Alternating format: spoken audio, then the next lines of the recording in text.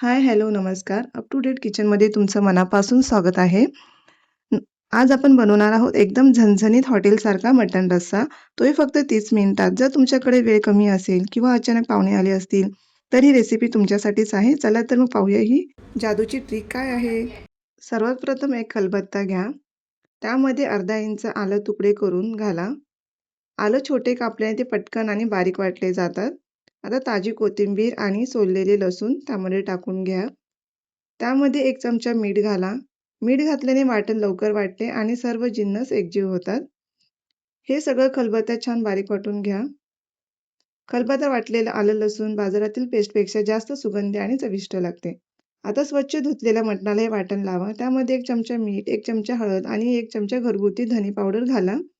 धने पावडरमुळे ग्रेव्हीला छान सुगंध आणि अप्रतिम चव येते. हे सगळं मटणाला व्यवस्थित चोळून 30 मिनिटे मॅरिनेट करून ठेवा. तोपर्यंत एक मोठा कांदा उभा कापून घ्या. एक मिडियम आकाराचा. कुकरमध्ये 2 चमचे तेल गरम करा.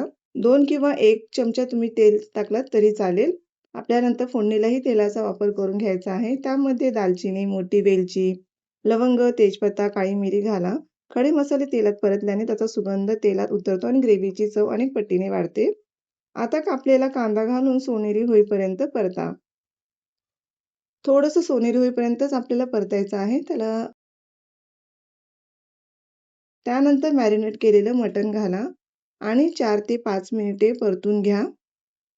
त्याला व्यवस्थित परतून घ्यायचं आहे आणि त्याला झाकण लावून 4 ते 5 शिट्ट्या होईपर्यंत शिजवा.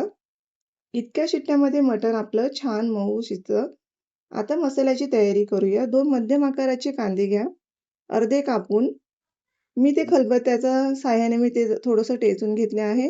कारण की कांदा फोडल्याने तो आतूनही व्यवस्थित भाजला जातो. 2 मध्यम टोमॅटो आणि कांदे थेट गॅसवर किंवा तव्यावर भाजून घ्या. जाळीवर ठेवून घेऊया आपण कांदे आणि टोमॅटो. पाहू शकता इथं मीडियम 2 आकाराचे घेतलेले आहेत. एका साईडला मी आता किसणीने खोबर किसून घेत आहे. 1 वाटी खोबर घेतले होते. ते बारीक किसून घेत आहे. बारीक किसल्याने व्यवस्थित भाजला जातो. आता मी इथं पलटी करून घेत आहे आपले कांदे आणि टोमॅटो. दोन्ही साईडने समान आकाराने व्यवस्थित भाजला गेला पाहिजे. आता इथं आपलं खोबर पण झालेलं आहे किसून व्यवस्थित. आता मी हे सगळं भाजलेलं एका प्लेटमध्ये काढून घेत आहे. प्लेटमध्ये काढल्यानंतर मी एका साईडला आता पॅन घेत आहे. पॅनमध्ये थोडंसं खोबरं टाकून त्यावर तेल टाकत आहे. तेल टाकल्याने खोबरं व्यवस्थित भाजला जातो. पॅनमध्ये खोबरं घातल्यावर 1 चमचा तेल घाला. त्यामुळे खोबरं पॅनला चिकटत नाही आणि सुंदर सोनेरी रंग येतो. सतत हलवत भाजा म्हणजे ते समान बाजूने छान कुरकुरीत होते. त्या साईडला मी कांद्याची साल काढून घेत आहे, जी जास्त आपली काळसर झाली होती ती आणि मधून थोडंसं कट करून घेतले आहे. भाजलेले कांदे, टोमॅटो आणि भाजलेला खोबर मिक्सरमध्ये घालून गुळगुळीत वाटण तयार करा. पहा इथं वाटण आपलं तयार झालं आहे आणि एका साईडला आपण मटण पण खूप छान बॉईल करून झालेलं आहे. पाहू शकता तुम्ही इथं. अरे वाह! वॉव! किती छान शिजलं आहे आपलं मटण आणि टेस्टला पण खूप भारी लागत आहे. आता एक कढई घेतली. कढईमध्ये 2 चमचे तेल टाकलं आहे. त्यामध्ये लाल तिखट, 1 चमचा आपलं घरगुती काळा मसाला टाकला आहे आणि 1 चमचा हळद टाकली आहे.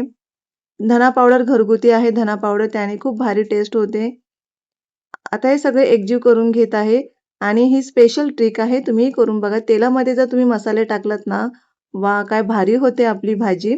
आता त्यामध्ये मी आपलं वाटण टाकलं आहे. वाटण तेल सुटेपर्यंत आपल्याला चांगलं भाजून घ्यायचं आहे.